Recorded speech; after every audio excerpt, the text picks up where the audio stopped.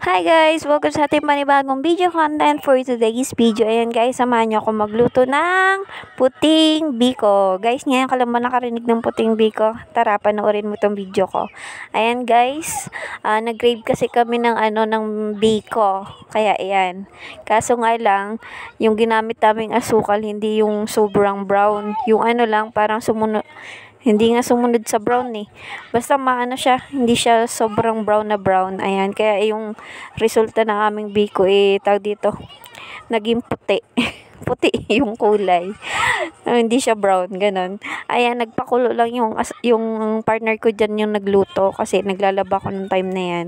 Kaya siya yung nagluto ng pang merienda namin. Ayan.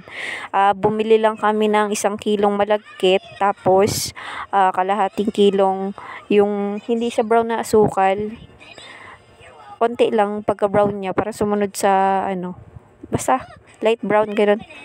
Tapos wala na kami mabili ng gata guys na fresh. Bumili na lang kami yung nasa pack. 2 piraso nun guys. Ayan, siya nagluto niya. Pinakulo niya lang muna bago niya nilagay yung light brown na asukal. Tapos yan, hindi ko na napakita kung paano nilagay yung sinaing ko na yon, yung malagkit. Ayan.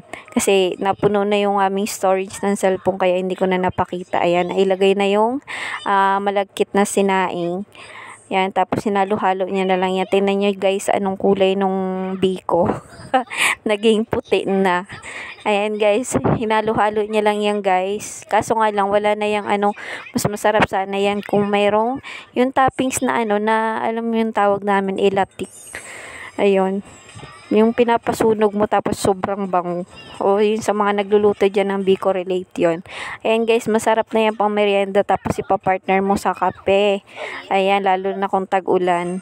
Ayan, sarap na sarap yung biko na yan. Natitikman lang natin yung biko pag may handaan, birthday, Pasko or bagong taon. Kalimitan bagong taon yan inahanda or kaya sa aming mga Bisaya yung kalag-kalag. Yan lang guys. Thank you sa panonood. Kung di pa naka-follow, share, and comment. Bye-bye!